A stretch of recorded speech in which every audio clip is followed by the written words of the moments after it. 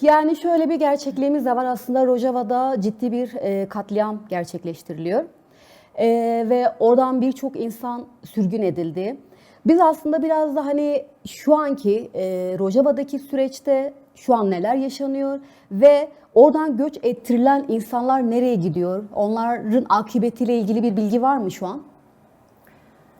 Yayına başlamadan önce özellikle de şu an bizi seyretmekte olan bütün halkımızı yürekten selamlıyorum. Sizin emeğinize de burada çalışan arkadaşlara da basın yoluyla sesimizi halkımıza duyuran sizlerin de siz basın emekçilerini de selamlıyorum, saygılar sunuyorum.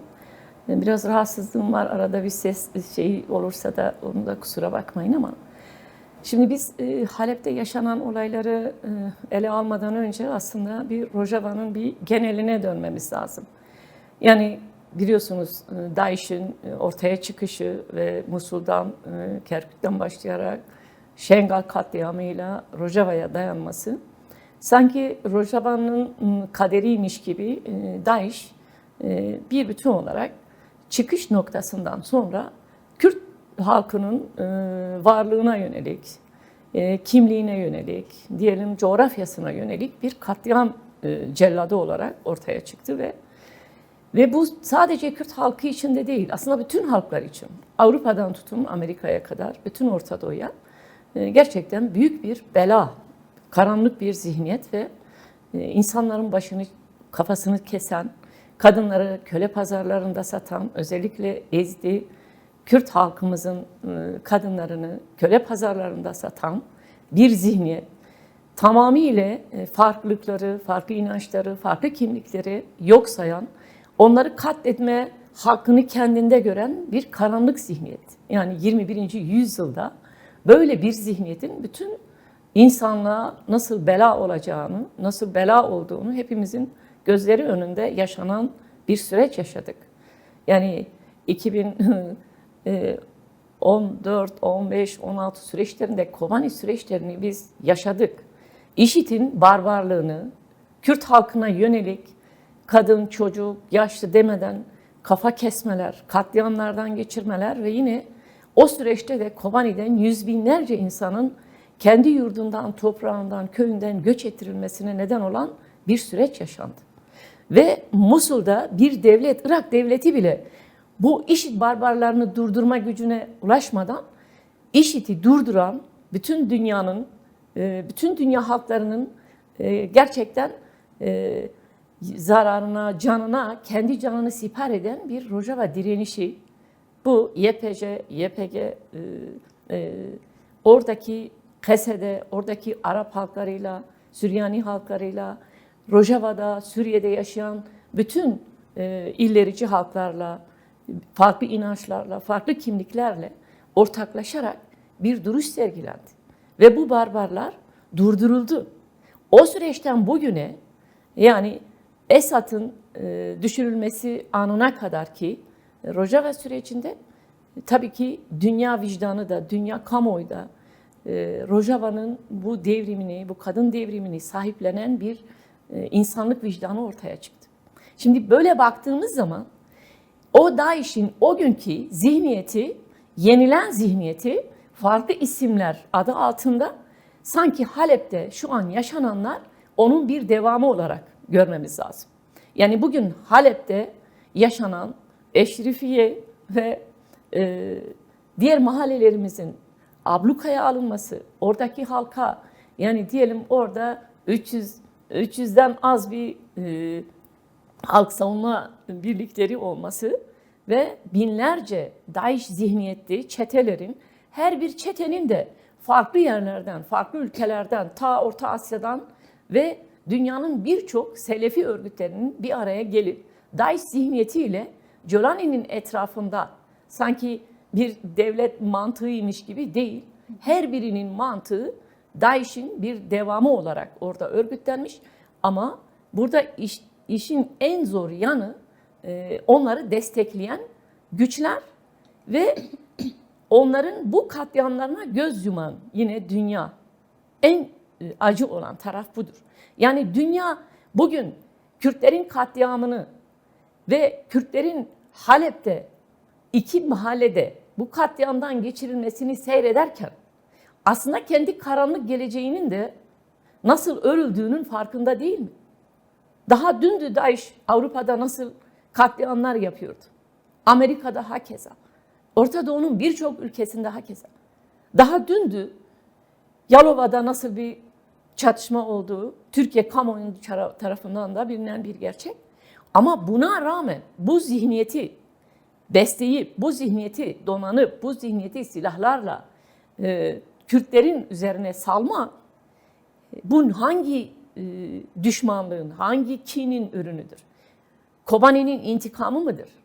Kobani düştü, düşecek diyen ve Kobani düşmedi, bütün dünyaya bir miras olarak kurtuluşu, özgürlüğü, kadın özgürlüğünü, halkların bir arada eşit, özgür yaşayacağı bir modeli sunmanın intikamı mıdır? Yani bu tekçi zihniyetlerin, bu tekçi, ulusçu, inkarcı, tek din, tek inanç, tek kimlik, tek dil üzerinden kendini kurgulamış bu ulus devletlerin mantığı, merkezi devletlerin mantığının bir nevi Rojava'da çöktüğünü ve halkların artık böyle bir yönetimle, bu tekçi yönetimlerle yürütülemeyeceğinin, bunun karşısında en doğru modelin Rojava modeli olduğunun ortaya çıktığı bir süreçte kalkıp sen bugün yine o modele, Rojava halkının yaratmış olduğu o kutsal modele böyle bir saldırının gelişmesi bu hastalıklı köhnemiş zihniyetin bir devamıdır. Yani bu da başında da Kürt düşmanlığıdır. Şimdi sevgili Gülser, zaten hani dünyanın nerede durduğu pozisyona biraz daha hem Rojava'yı değerlendirirken de girmek istiyorum. Ama öncesinde yani Rojava'dan 140 bin insan göç ettirildi ve aslında hani buradaki göç ettirilme bir etnik temizlik tanımı da getiriliyor. Sizin buradaki değerlendirmeleriniz nelerdir? Şimdi bu tamamıyla katılıyorum. Bu değerlendirmeye katılıyorum. Niye katılıyorum? Çünkü şu an Halep'te yani o iki mahallenin Kürtlerin yani Kürtlerin çoğunlukta olduğu ama aynı zamanda orada Süryanilerin de, Arapların da birçok farklı inancın halkın da yaşadığı mahallelerdir. Ve en sakin mahallelerdir. Oradan herhangi bir yere herhangi bir zarar gitmemiş, herhangi bir kargaşa olmamış, herhangi şu anki Jolani hükümetine, onun çetelerine yönelik de herhangi bir saldırı yok. Ama sen kalkıp Halep'te sadece o Kürtlerin bulunduğu, orada kendini yönettiği, kendini meclisleriyle, iradesiyle, kendi varlıklarıyla yaşam olarak, iradi olarak bir de bunun bir de şeyi var yani anlaşması var. 1 Nisan sözleşmesi var. Bunun da o mahallelerin kendini nasıl yöneteceğini, kendi hakkındaki kararları hepsi madde altına alınmış sözleşmeler var orada. Bunları da biliyorsunuz şu anki geçici hükümet tarafından, dönemsel hükümet tarafından ki karar altına alınmış. Onlarla oranın Halep'in valisi tarafından imzalanmış kanun ve maddelerdir.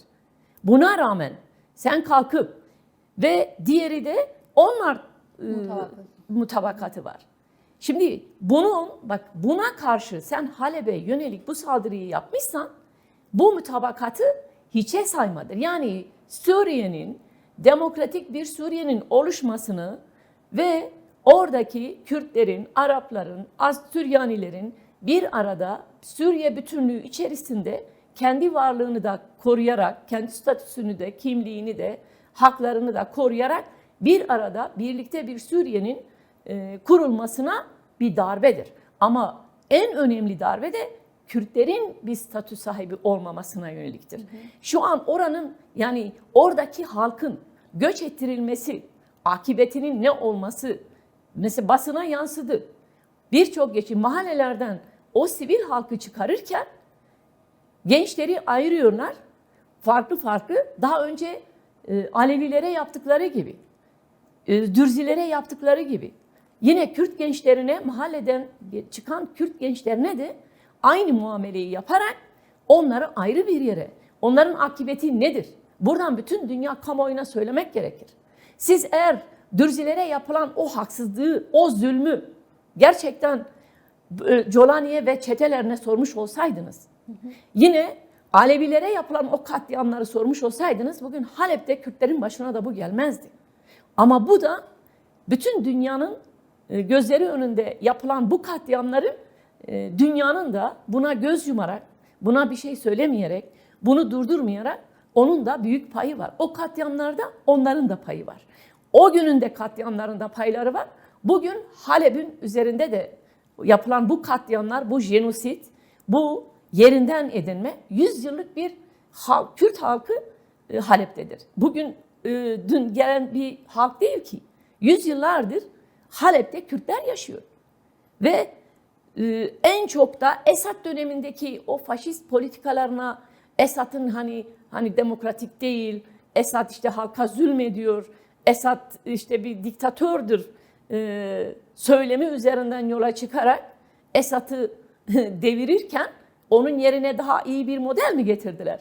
Esad bile bunların yaptığını şu an Jolani, onun çeteleri ve onu destekleyen dış güçlerin yaptığını Esad bile yapamadı.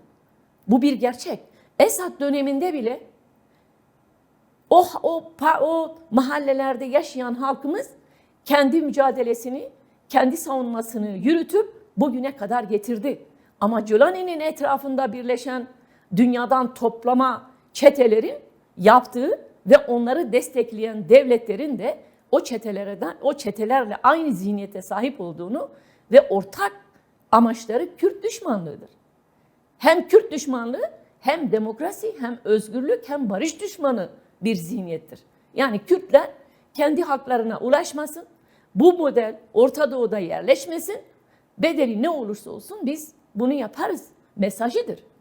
Peki oradan çıkan, hani Esad'a karşı diyorlar ki Esad işte zulüm yapıyordu halkına. Peki şu an Jolani'nin etrafında bu farklı yerlerden gelen toplama çetelerin yaptığı Arap halkı adına mı yapılıyor bu? Belki biri çıkıp işte hangi bakanlık mevkisini almışsa, bu da dış güçlerin vermiş olduğu bir mevki, Arap halkından da almış olan bir mevki değil, seçimle gelmiş bir mevki de değil. Arkalarında Arap halkının da desteği yok ama bir sıfat verilmiş Arap adı halkına, onun isim üzerinden Kürt halkına, o mahallelere karşı bir savaş politikası başlatıyor. Orayı da sınırlı değil bu. Bu perde arkasında çok kirli bir politikadır. Ve bunun temelinde Kürt düşmanlığıdır. Bugün yine basına yansıyor. Tırşin'de halen devam ediyor.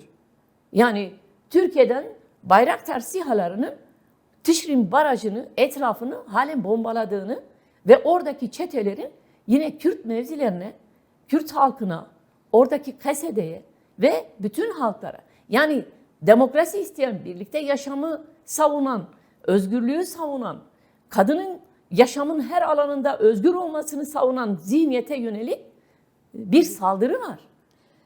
Şöyle aslında sevgili Gülser, şimdi biz IŞİD'in barbarlığını, IŞİD'in neler yaptığını zaten bizzat bütün dünyada buna tanıklık etti. HTŞ bunun daha bir formatıymış gibi, sanki daha meşru bir alan yaratmak için de dünya kamuoyuna kendisinin aslında böyle bir yapıda olmadığını ifade etmek için çok gayret gösterdi.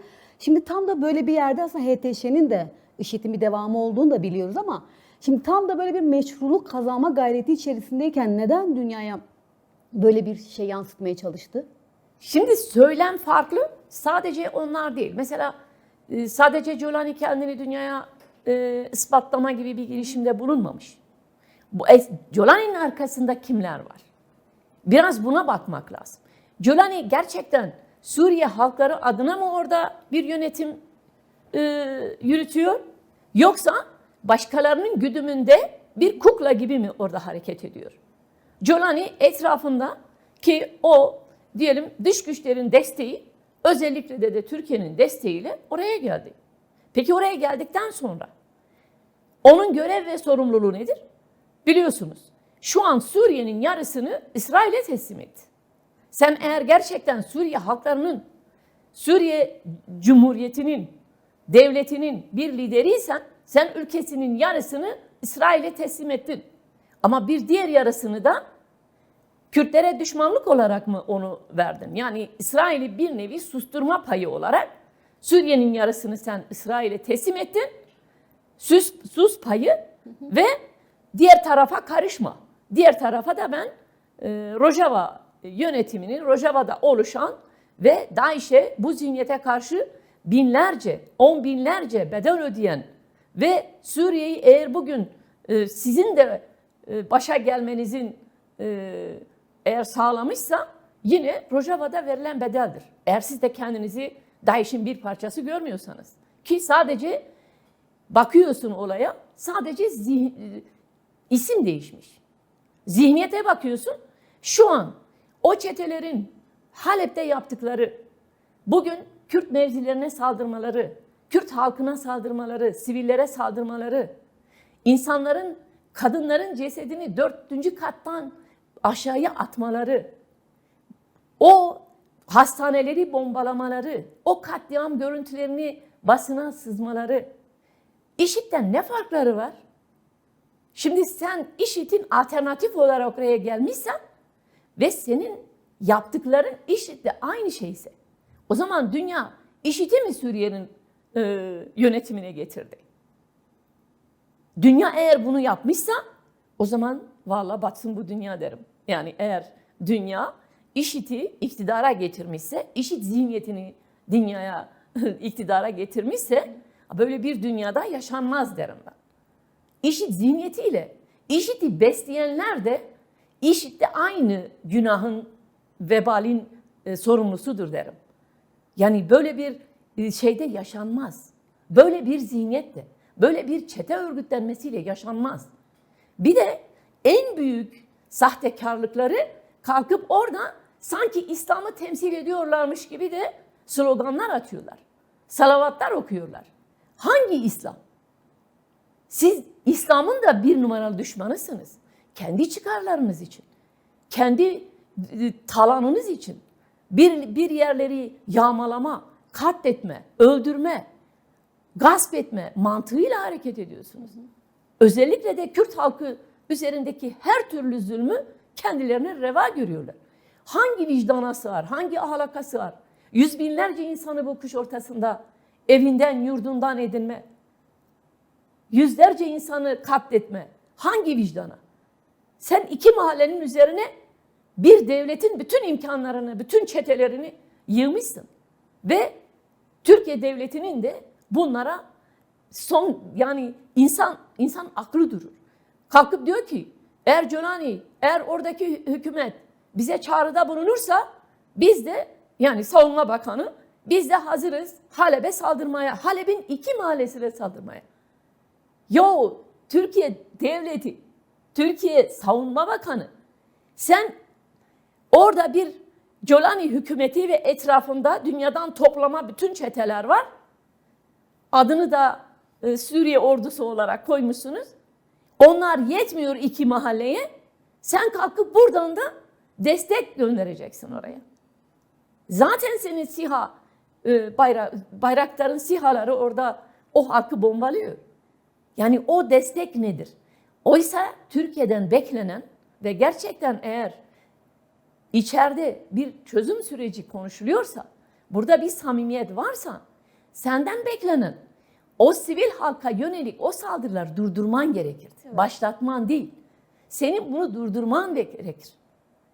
Yani senin bu saldırıları durdurman halkta şöyle bir inanç geliştirirdi. Ha, demek ki Türkiye gerçekten Kürtlerle artık barış içinde yaşamak istiyor.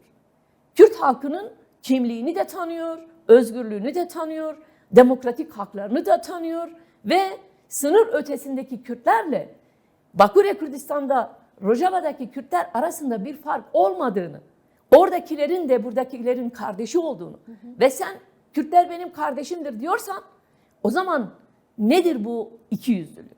O zaman sorarsın. Böyle bir yalanla artık insanlar inanmaz. Buna artık kimse aldanmaz. Bu yalan politikalarla siyaset yürütülmez. Dünya görmüyor mu? İnsanlık vicdanı görmüyor mu? Bu kadar mı körermiş insanlık? Bu kadar körermişse o zaman valla yarınki kaderlerine acısınlar derim. Çünkü bu zihniyet yarın öbür gün onlara da bela olacak. Peki şimdi aslında hani şu ana kadar anlattıklarınız Rojava'daki yaşanan durumu gözler önüne koyuyor. Ama bir yandan da Rojava'da da bir direniş var. Hem kadınların hem erkeklerin orada bir mücadelesi söz konusu. Orada şu an artık interneti kapattıklarını ve oradaki insanlara erişim noktasında da ciddi sorunlar yaşandığını da biliyoruz. Bu direnişi biz daha önce Jina Mahsa Amini olaylarında da gördük.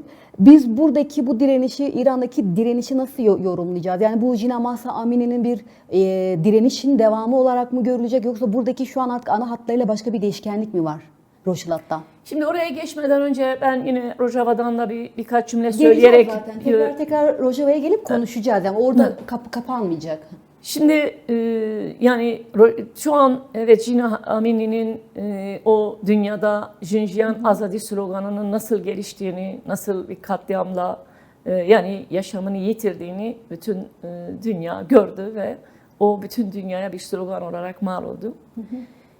O süreçte de yani evet İran birçok katliam gerçekleştirdi ve o başkaldırıları bastırdı. Ama sonrasında mesela bu sadece 2025 yılında İran'ın idam ettiği insan sayısı 2000'e yakın insanı katletti. İdam etti. Çünkü bu rejim ilk geldiğinde bak aynı şey. Nasıl ki Esad'a karşı gelen rejim kendini ondan daha demokratik, daha yaşanılır bir toplum kuracağını iddia edip onun çok daha gerisinde bir iktidar oluşturduysa İran'da da aynı. Şah Pehlevi'nin karşısında bir devrim gerçekleştirdiğini iddia etti. Ama İran Molla rejimi bütün halklara bir faşist İslam yani din adı altında bir faşistlik uygulamaya başladı. Bu dinin suçu mudur? Değil. Onu kendi çıkarları, kendi iktidarları, kendi menfaatleri için, kendi diktatörlükleri için bir araç olarak kullananların bu inançlara da ne kadar büyük hakaret ettiklerini, toplumlara ne acılar çektirdiğini ve parmakları, uçlarını yani kendi siyasetlerini, kendi kirli, yobaz, katliamcı, düşmanca politikalarını her yere yayma gibi bir amaçlarıyla kendi halklarını ne hale getirdiklerini, kendi iç demokrasilerine, kendi toplumlarının özgürlüklerine, onların ekonomisine, onların varlıklarına ne kadar büyük zararlar verdiğini ortaya çıkarıyor. Eğer bugün İran'da bu isyanlar oluşuyorsa bu tamamıyla İran rejiminin yaptıklarından kaynaklıdır. Onların kendi halklarına çektirdikleri zulümden kaynaklıdır. Kimsenin onları yani dünyadan doğru bir şey değil bu. Eğer o halk gerçekten kendi rejimlerinden, sistemlerinden, kendi yönetimlerinden memnun olsalardı, hem maddi hem manevi hem ekonomik hem siyasi hem özgürlüksel hem demokrasi açısından gerçekten doğru bir model yaşamış olsalardı dünyadaki hiçbir güç orayı karıştıramazdı. Ama oradaki halk eğer bugün 17. gününde o halk ölüme rağmen, tutuklamaya rağmen, bu kadar işkenceye rağmen ayaktaysa demek ki o sistemin kendisinde bir sorun var. Evet. Ama hiçbir zaman bu yobaz, bu faşist iktidarlar kendilerini sorgulamaktan o hesaba girmiyorlar. Kendilerini sorgulamıyorlar. Sadece suçu dış güçlerin, komşuların, farklı kesimlerin veyahut da yalanlarla, dolanlarla bir kılıf uydurarak bunu manipüle etmeye çalışıyorlar. Oysa gerçek bu değil. Ama bunun başka bir boyutu da eğer bugün Amerika devlet başkanı ki diyorsa ey İran sen sivil halka saldırıyorsan bak biz geleceğiz. Biz de buradan sorarız. Eğer senin derdin gerçekten sivil halkın acısıysa kusura bakmayın. Bugün Halep'te yaşanan yüz binlerce insanın o mahallelerden ve düşünün 2 mahalle, bir şehirde 2 mahalle bu katliamlarla yüz yüze kalıyorsa, evinden yurdundan ediniyorsa, toprağından koparılıyorsa, Sen ona karşı niye bir söz söylemiyorsun? Bu mudur sizin gerçekten, yani bu vicdana mı güvenecek insanlık? Değil yani. Özellikle de Kürt halkı. Ama yapmaları gereken bizim için değildir. Önce kendileri içindir. Madem DAEŞ bütün dünya için o zihniyet tehlikeliydi ve siz DAEŞ ile mücadelede Kürtlerle ortak oldunuz. Peki Eşrefiye ve Şeyh Meksut mahallelerinin de bu DAEŞ zihniyetine, bu çetelerine karşı verdiği bedeli, bu kadar mücadeleyi, bu rejime ve DAEŞ zihniyetine karşı o duruşu niye görmediniz? Bu kadar mı ucuzdur insan yaşamı? Mesele Kürt oldu mu böyle bakarsınız. Onun için bu ikiyüzlü politikalardan vazgeçilmesi gerekir. Yani dünya, yani ben niye şunu özellikle de vurgulamak istiyorum. Her şeyin başında önce Kürt halkının bunu net bir şekilde görmesi gerekir. Mesele orada ne YPJ'dir, ne oradaki sadece isim üzerinden kurulan o güçlerdir, ne kadın özgürlüğüdür. Bir bütün olarak Kürt halkının her kazanımıdır. Kürt halkının kimliğidir, dilidir, statüsüdür, özgürlüğüdür, varlığıdır. Bütün Kürtlerin 4 parça Kürdistan'da bunu hissetmesi, düşünmesi ve bunun gereğini de birlik ruhuyla cevap vermesi gerekir. Ama bunu da görüyoruz ki gerçekten Halep bir Kürdistan halkı üzerinde bir Halepçe katliamı gibi bir etki yaratmış. Yani öyle böyle bir şey değil. Çünkü oradaki masum insanlara yönelik bu düşmanlık kesinlikle sadece Jolani ile ilgili bir olay değil. Jolani de şu an orada bir kukla olarak kullanılıyor. O Suriye'nin devlet başkanı değil. Başka devletlerin maşası olarak kullanılıyor. Dün Suriye'nin yarısını nasıl İsrail'e teslim etmişse bugün de geri kalan yarısını Kürtleri karşılığında Kürtleri oradan silip süpürerek başka güçlere teslim etme olayıdır. Onun için şu anki Rojava'daki temsiliyet Kase'de Jolani'den çok daha fazla Suriye halklarının temsiliyetidir. Suriye halklarının gerçekten bütünlük içerisinde, özgürlük içerisinde, demokrasi içinde ve bir bütün coğrafik Suriye coğrafyasında birlikte yaşamayı daha çok hak eden, temsil eden bir yapıya sahiptir. Evet. Ama bunu da kabul etmeyen güçler var. Çünkü eğer bugün Türkiye'de halen YPG'ye, YPŞ'ye, KSD'ye silahı bırakın ve bu çetelere teslim olun deniliyorsa bu bir Kürt düşmanlığı olarak karşımıza çıkacak. Her ne kadar çıkıp bu yuvarlak sözlerle vay efendim biz Kürt kardeşlerimizin düşmanı değiliz. Ya sen ben Kürdüm diyen ve haklarımla ben Kürdüm diyen insanın düşmanısın. Kendi onurunu, kendi kimliğini, kendi varlığını, kendi dilini, kendi özgürlüğünü savunan Kürdün düşmanısın. Ama senin kucağına, senin sisteminde diyelim ki asimle olmuş, Kürtlükle hiçbir alakası olmamış, asimle etmişsin, hiçbir talebi yok. İstediğin yöne çevirebiliyorsun, istediğin şekilde kukla gibi kullanabiliyorsun. Evet. Kürt zaten senin değil kardeşin, kölen olmuş zaten. Ama ben de bir insanım, ben de bir Kürdüm ve kimliğimle, özgürlüğümle, haklarımla, hukukumla yaşamak istiyorum diyen bir Kürt senin baş düşmanın oluyor. Peki Kürtler kendini o coğrafyada savunuyorsa bu niye sizin zorunuza gidiyor? Bir yerlere saldırmışsa hadi soralım, hesap soralım.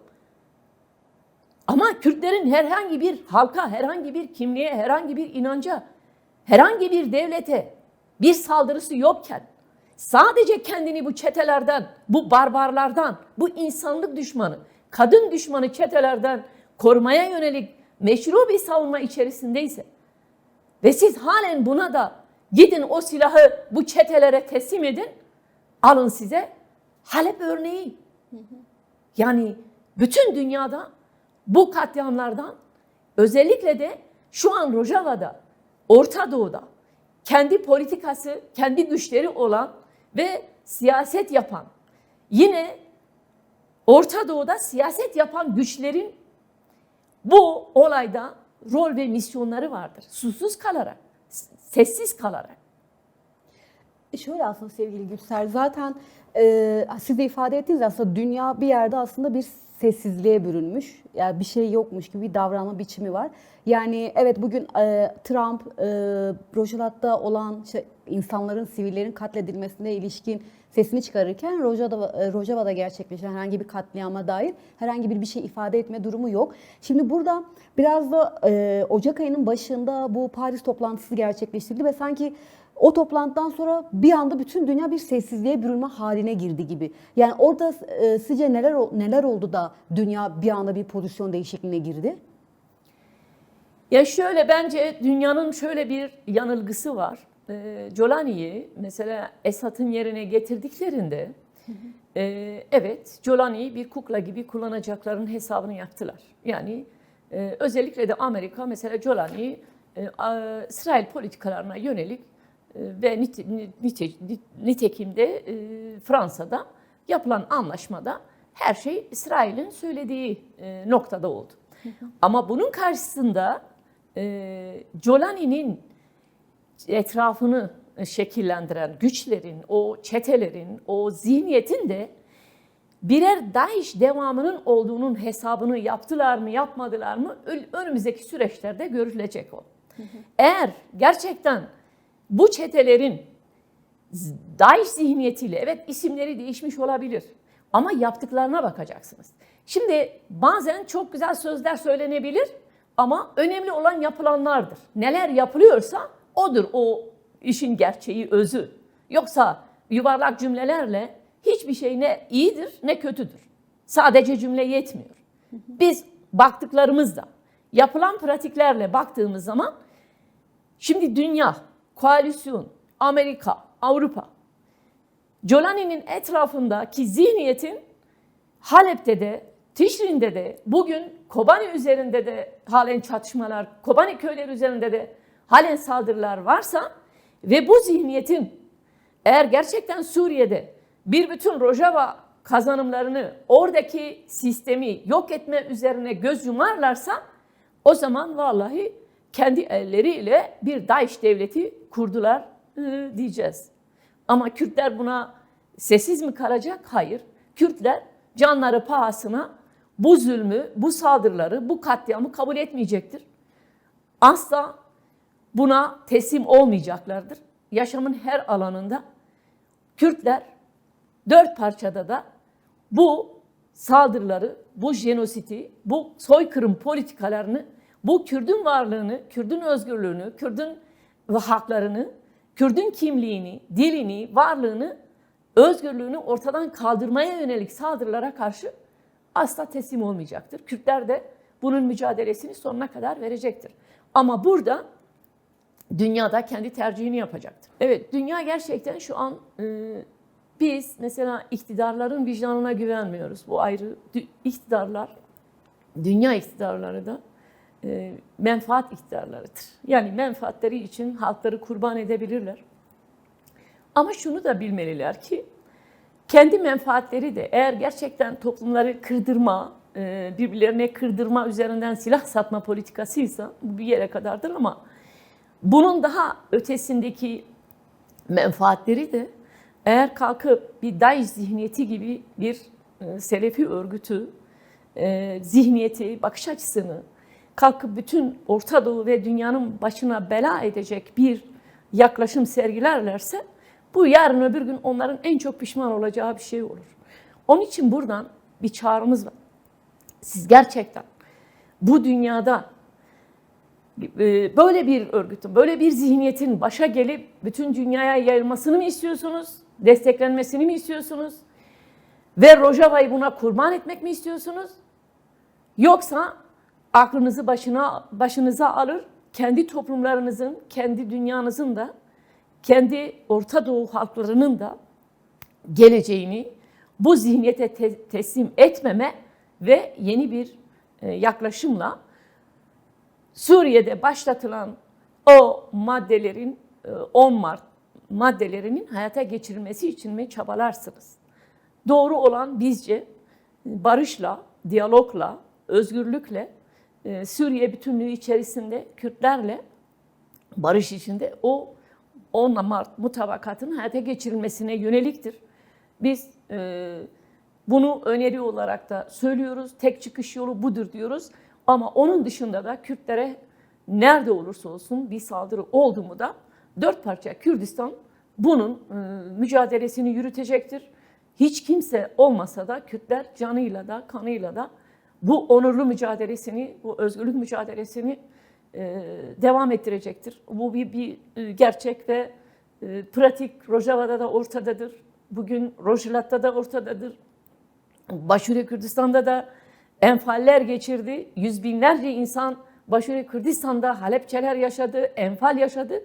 Ama yine özgürlüğünden, mücadelesinden vazgeçmedi. O gün Baküre Kürdistan'da da 50 yıllık mücadele yine bir özgürlük, bir var olma, bir hak talebidir.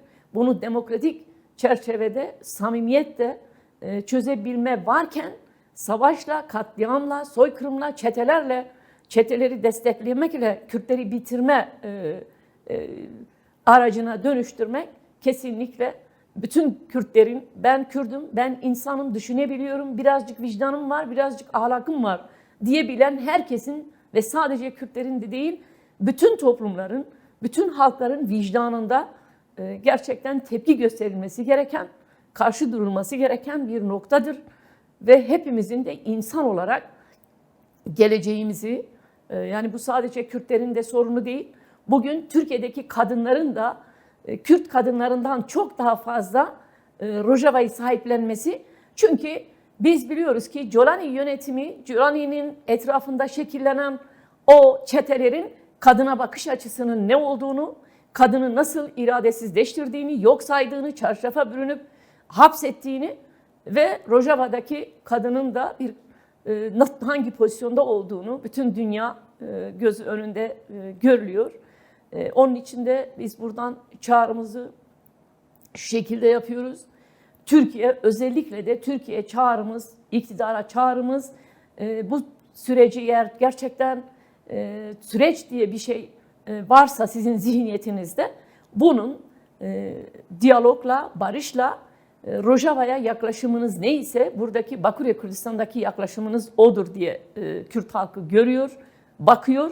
Umarım siz artık bir savaşın, bu çetelerin Kürtleri katliamdan geçirme destekçisi değil, oradaki savaşı durdurma, o çeteleri durdurma ve Kürt halkının Suriye'de masada oturmaya katkı sunarsınız ki buraya da yansıması, çözüm sürecine yansıması da daha doğru temelde algılansın ve başarıya ulaşsın diyorum. Yüreğimiz Rojava'da, yüreğimiz Rojhilat'ta ve dört parça Kürdistan şu an ne yaşanıyorsa bütün Kürtlerin yüreğinde aynı acı, aynı sızı var diye bakıyorum. Sevgili Gülser, zaten çağrınızda da bulundunuz ama artık yavaş yavaş programımızın da sonuna doğru gelmekteyiz. Kısaca bir iki cümleyle genel olarak değerlendirmelerinizi alıp programı kapatalım. Değerlendirme gerçekten bu Türkiye'de başlatılmış olan barış süreci toplumda büyük bir destek sunmuştu. Çok beklenti vardı. Ama bütün Kürtlerde şöyle bir bakış açısı da vardı. Yani bir 7 yaşından 70 yaşındaki bir çocuğa kadar ve bir yaşlı anneye babaya kadar sorduğunda bütün Kürt halkı şunu net ortaya koyuyordu. Eğer Türkiye Rojava'daki halkımıza yönelik herhangi bir çete desteklemesi, herhangi bir saldırı, herhangi bir şeyde bulunmasa, oradaki statülerine düşmanlık yapmasa, Suriye bütünlüğü içerisinde Kürtlerin, Arapların ve Suriye'de herkesin kendi haklarıyla, hukukuyla, özgürlükleriyle kendini orada yaşayabileceği bir model kurulacaksa biz buradaki barış sürecine de inanırız diye bir algı vardı ki nitekim bu da doğrulandı. Onun için biz buradan bir kez daha bu çağrıyı yenileyelim. Türkiye gerçekten Kürtlerle bir arada yaşamak istiyorsa, barış içinde yaşamak istiyorsa bunu perde arkası öyle çetelerle, öyle kirli ittifaklarla, düşmanlıkla yürütülen politikalarla bu iş yürümez. Kürtler buna asla gelmez. Belki onlar Rojava'dan size ne diyorlar? Ama Rojava bizim kardeşimizdir. Bizim bacımızdır, bizim anamızdır, bizim babamızdır. Ya ben bir Nusaybinli olarak benim birçok ailem Kamışlı'dadır. Bir Surucu düşünün, aileleri Kobani'dedir. Sen Kürtleri birbirlerinden koparabilir misin? Kürtler birdir. Ya dünyanın öbür ucunda bir Türk, bir Türkmen bir sıkıntıdaysa Türkiye devleti oraya hemen destek veriyor. Orası için ayağa kalkıyor. Peki o zaman niye Kürtlere bu? Madem Kürtler de senin kardeşindir, ayrım yapmıyorsun. O zaman senin Rojava'dan ne hakkın var böyle bir düşmanda? O zaman söylemlerinizle biraz samimi olun diyoruz. O çağrıyı yapıyoruz. Söyleminizle pratiğiniz bir olsun. Artık pratik gözler önündedir. Ama çağrımız yine o barış masasının, o çözüm sürecinin gerçekten samimiyetle devamından yanayız. Biz barıştan yanayız, biz diyalogtan yanayız, bir bütünlükten yanayız. Ama özgürlüğümüzle, ama hukukumuzla, ama kültürümüzle, dilimizle böyle inkar edilerek değil. Biz bir halkız. Bizim bir dilimiz var, bir kimliğimiz var. Ama bir arada yaşama yine bizim talebimiz. Ama siz bütün bunlara karşı bir düşmanlık sergilerseniz bu yol yöntem değildir. Gelin buradan vazgeçin. Yani Sayın Öcalan'ın sunmuş olduğu bütün bunları kapsıyor. Ve Sayın Öcalan'ın sunduğu fırsat hem Türkiye hem Orta Doğu halkları için en büyük fırsattır. Bir kurtuluştur. Bu 100 yıllık yıkımların, savaşların, acıların, soykırımların, katliamların alternatifi bir modeldir. Gelin bunu hem kendi halkınıza da bir iyilik olarak yapın, hem diğer halklarla bir arada yaşamak için bir iyilik olarak yapın bunu yani. Eğer kendi halkınızın da dostuysanız, öyle kuru milliyetçilik, sloganla milliyetçilik, böyle düşmanlaştırarak milliyetçilik olmaz. Milliyetçilik kendi halkının da refahını, özgürlüğünü, eşitliğini, demokrasisini, kadının özgürlüğünü düşünen, evet, onun gelirini yükselten bir yönetimle olur. Ama siz kendi ülkenizin bütün kaynaklarını halkı sefalete sürüklüyorsunuz ama kaynakları başka yerlerde savaşa, çetelere yediriyorsunuz ki savaş politikalarını yürütsünler. Ve bunun acısını yine halkınız ödüyor. Evet. Bu çağrıyı yapıyorum. Yani bu çözüm sürecini samimi bir şekilde masasına dönün ve bunun pratiğini de Rojava'da sergileyin. Rojava'daki düşmanlığı bırakırsanız, oradaki halkın iradesine saygı duyarsanız ki inanırız siz Bakure Kürdistan'da da bir çözüm sürecinde samimi olursunuz. Yani bütün Kürtlerin gözü biliyoruz, inanıyoruz ve yaşıyoruz ki Rojava'nın politikasındadır. Yani sizin şu an iktidarın Rojava politikası her şeyi belirliyor yani. Sevgili Gülser, hem çağrım için hem de katkıların için çok çok teşekkür ediyorum. Ben de teşekkür ediyorum bu fırsatı verdiğiniz için ve bütün halkımıza buradan sevgi ve selamlar. Özellikle de Rojava'daki halkımıza, Halep'te direnen o kahramanlara, o çetelere karşı canını siper eden o kahramanlara da binlerce selam diyorum. Halkımızın ve bütün Orta Doğu halklarının barış, özgürlük, demokrasi ve birlikte yaşama kültürüne ulaşmasını yüreğimden temenni ediyorum.